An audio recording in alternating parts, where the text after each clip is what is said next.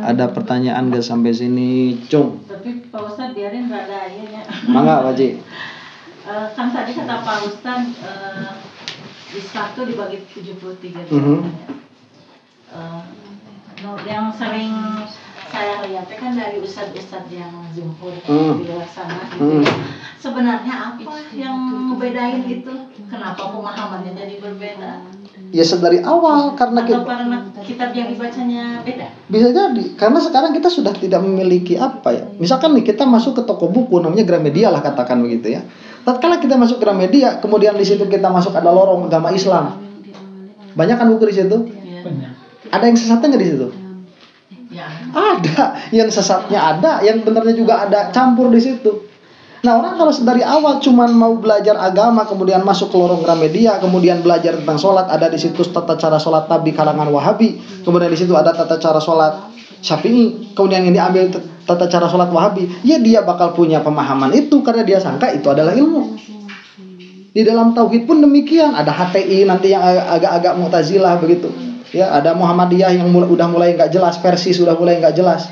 Itu mereka ngarang buku juga tentang akidah, dijual, dikarang, dijual di Gramedia, dipasang, dibaca, dianggap ilmu juga. Makanya kenapa kita katakan yang namanya bersanad itu penting. Kalau kita mau punya guru ya itu diantaranya kan tanya pesantrennya di mana diantaranya itu. Maksud pesantren di mana itu supaya kita tahu apa kitab yang dia aji. Jadi kemana kalau secara golongan, maka kemana kita bersanadnya begitu. Nah kalau ngaji sama saya itu misalkan di dalam tauhid itu kan bersanadnya itu jelas tuh. Ya yang kecilnya yang dekat yang misalkan ke Syekh Nawawi. Ya kalau misalkan mau yang dekat nih ke Habib Ali, misalkan ke siapa? Syekh Said Fodah, misalkan yang agak jauh itu nanti ke Syekh Nawawi Al-Bantani, kemudian kesananya ke Syekh Ibrahim Al-Baijuri, kemudian kesananya itu ke Imam Sanusi misalkan. Kan jelas tuh susunannya. Sanadnya itu jelas. Meskipun di dalam ilmu tauhid itu tidak perlu sanad sebetulnya, karena itu yang diperlukan apa? Berpikir. Ya, itu makanya berpikir. Cuman setidaknya kalau ada sanad, setidaknya itu kita apa ya? Kita terjaga begitu dari pemikiran-pemikiran yang salah. Nah terus kita ketemu sama orang aku ustadz cuma karena dia di peci, misalkan dia pakai sarung kemana-mana, dia pakai jas kemana-mana, dia pakai peci kemana-mana, begitu ya kalau jalan tuh unggah-ungguk, assalamualaikum, waalaikumsalam. Tapi tatkala ditanya ilmu dia ngambil dari mana, dia bilang dari Ibnu Taimiyah. Ya udah berarti ke Ibnu Taimiyah berarti. Ya, atau apalagi kalau misalkan dia bilang wah saya dari mana aja diambil ilmu, wah itu mah comberan kayak gitu mah. Ya apa kita mau ngambil ilmu dari orang yang ngambil ilmunya dari mana saja? Jangan mau gitu, karena itu bakal tercampur kotoran ada di situ, yang bersihnya juga ada di situ, yang mana akhirnya nanti dia akan mengeluarkan ilmu-ilmu atau pengetahuan-pengetahuan yang di luar, yang keluar dari pakem begitu. Ya berarti kalau begitu sebenarnya seorang ustadz itu kan harus kata Pak Ustadz tadi, kalau dalam kitab kan harus tahu ilmu nahwu, ilmu sorof. Tapi kalau rata-rata mungkin yang dibacanya yang udah jadi buku gitu. Betul, makanya iya. Jadi kalau misalkan jadi ustadz yang benar itu dia gini ya, yang namanya koki nih yang profesional nih, kayak si Chef Juna misalkan. Kalau dia itu mau bikin rawon pakainya bumbu racik itu terhina, Waji. Masa mau bikin rawon pakai bumbu racik, mau bikin bumbu instan, masa mau bikin bukan ayam goreng, mau pakai ayam goreng pakai bumbu sasa, ya nggak pakai sajiku, nggak kayak gitu. Orang-orang yang sudah expert itu, chef yang sudah expert itu dia mengambilnya from scratch, disebutnya itu from scratch. Dia itu ngambil kemiri, ketrokan heula ya, terus tomat kadang-kadang pan metik heula ya metik dulu begitu, cinnamon kayu manis itu kan masih gelempengan begitu. Ya enggak yang bubuk-bubuk, itu chef yang asli. Makanya nanti keterimanya juga beda, seger begitu, karena dia tahu kemana larinya. Ya nanti kalau misalkan kamu punya alergi nih, kalau saya yang masakin kamu bakal kena alergi, karena saya emang ngambil dari mana aja. Ada bumbu racik Indofood, pakai itu aja. Kita emang nggak tahu isinya itu apa, dalamnya apa saja. Tapi kalau pakai chef yang asli, nanti ditanya dulu kamu nggak suka apa, kamu alergi apa. Nah, terus dia baru keluar rasanya sama persis, tapi bahan-bahan yang kamu nggak suka nggak ada di situ. Nah itu kalau dia itu sudah expert seperti itu di dalam ilmu. Kalau dia ngaji tajwid cuma tahu tajwid doang, itu ngambilnya dari mana-mana berarti sebetulnya. Makanya ustadz yang betul itu dia ada kriterianya, dia itu harus bisa harus memahami ya fan ilmu, diantaranya ilmu nahwu harus tahu, ilmu sorof harus tahu, kemudian ilmu hadis dia harus tahu, minimal ada pengetahuan ilmu tauhid dia jelas apalagi. Nah ini minimalnya kadar-kadar yang level 1 semua.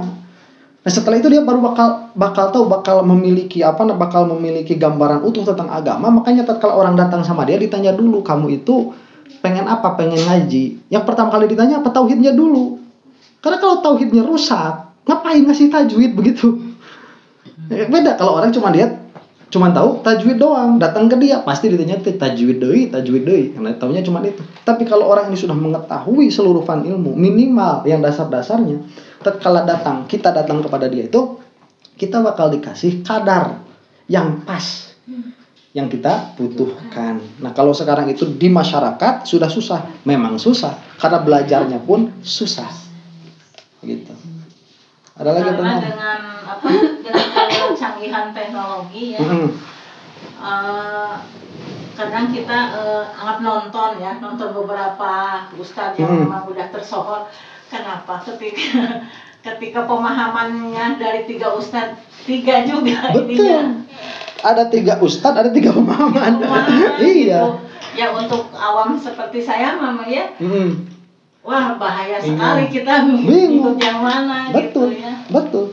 Makanya tadi ya gimana? Tadi kan dikatakan kata siapa Imam Ashawi kan, sudah tersebar subhatnya. Subhatnya sudah tersebar, kebatinannya sudah tersebar, sehingga kita yang awam bingung.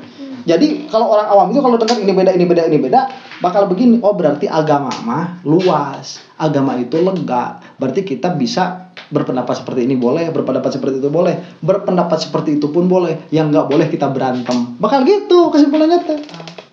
Orang yang sok bijak itu. Pak Ustadz maaf, atau untuk memahami itu ada kitabnya, harus kitab ini gitu. Ya setiap ustadz nanti bakal beda nunjukinnya. Oh.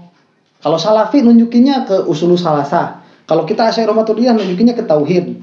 Ke Tijan misalkan begitu. Syiah ada lagi, beda lagi. Semua ini punya kitabnya masing-masing. Jadi kan akhirnya seperti ini nanti ya. Susah memang belajar agama itu. Karena makanya saya kan nggak langsung ke NU juga, nggak langsung ke Asy'ariyah Maturidiyah juga kan. Lama dulu di Persis, lama dulu di Muhammadiyah begitu, kenal dulu sama Wahabi. Karena memang kita itu terpusingkan sama panggung sandiwara ini ya. Sama banyak paham-paham yang masuk ke kita. Itu nggak langsung, tapi tatkala dipelajari dengan betul, kemudian kita belajar nahwu, sorof dan lain sebagainya, saya jadi tahu, oh orang Wahabi mah palingan pantesan begini cara memahaminya. Kenapa nahwu sorofnya cetek? Tahu dari mana? Dari kitab mereka sendiri. So nanti kalau misalkan kita baca kitabnya Wahabi itu, nggak pernah mereka membahas nahwu, membahas balaghah, nggak pernah itu. Berarti kan ilmunya cetek kan? Beda kalau kita itu membuka Asy'ariyah Maturidiyah, Masya Allah dibahas semua. Dari mulai kalau misalkan hadis dibahas, rijalnya dibahas, kemudian status hadisnya bagaimana implikasi pada tauhidnya, kemudian ini bagaimana kalau difahami zahirnya, bagaimana difahami majaznya, bagaimana apabila difahami dengan balaghahnya. Itu keluar semua kalau di kita mah. Makanya kita memiliki pemahaman yang utuh. Oh paingan sing horeng itu teh salahna di dieu, mikirna teh di dieu, jadi tahu begitu. Dan kalau tidak maniak dengan belajar, nggak bakalan sampai sama situ. Sampai ke situ nggak bakalan. Orang di Muhammadiyah udah Muhammadiyah terus sampai mati. Orang di Persis terus sampai mati begitu. Orang di Wahabi terus sampai mati. Kalau dia nggak punya etos belajar yang gila-gilaan begitu. Etos belajarnya harus gila-gilaan. Makanya kalau misalkan kita itu etos belajar tidak gila-gilaan, tapi kita langsung dipertemukan sama guru-guru yang memang ilmunya luar biasa, eta mah geus milik aja. Geus milik namanya. Ngaji gak terlalu semangat tapi ditemukan sama guru-guru yang ilmunya itu mau tabaroh begitu. Wah, itu mah udah kita dapat rezeki nomplok sudah itu. Itu wajib. Ada lagi pertanyaan? Terus ini satu lagi Pak Ustadz. Ketika kita mengetahui tauhid, belajar untuk tauhid, kenapa kita harus tahu yang sesat-sesatnya? Supaya kita nggak masuk ke situ.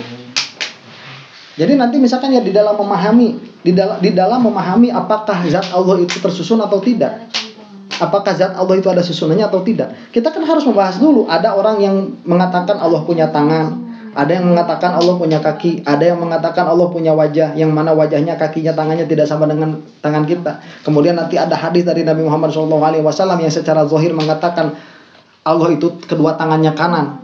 Tapi di dalam hadis yang lain mengatakan bahwa bumi ini dilipat dengan tangan kirinya dan langit dilipat dengan tangan kanannya. Kemudian nanti neraka akan diinjak oleh kaki Allah Subhanahu wa taala.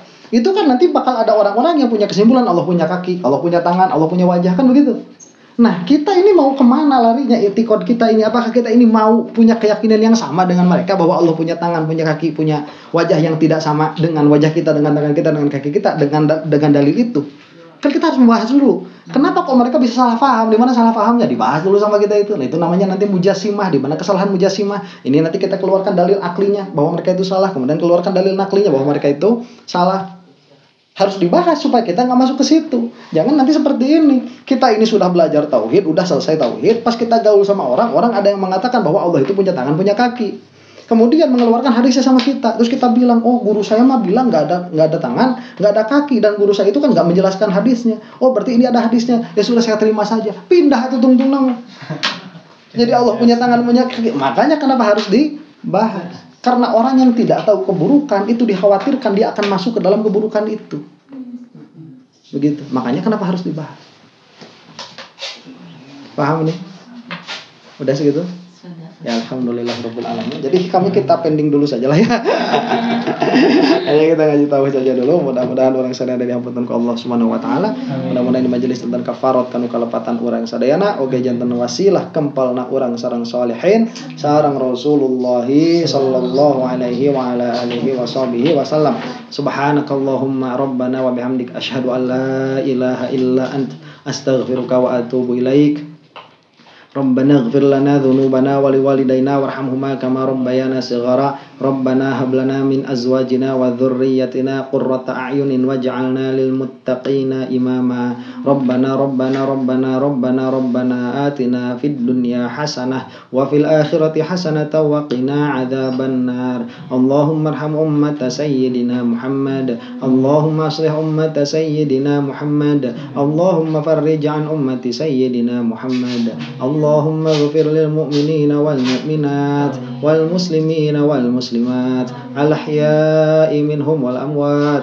Al-Fatihah. Bismillahirrahmanirrahim. Alhamdulillahi rabbil alamin arrahmanir rahim maliki yaumiddin. Iyyaka na'budu wa iyyaka nasta'in. Ihdinas siratal mustaqim. Siratal ladzina an'amta 'alaihim ghairil maghdubi 'alaihim waladdallin. Amin. Wassallallahu ala sayyidina Muhammadin wa ala alihi wa sahbihi wasallam. Assalamualaikum warahmatullahi taala wabarakatuh.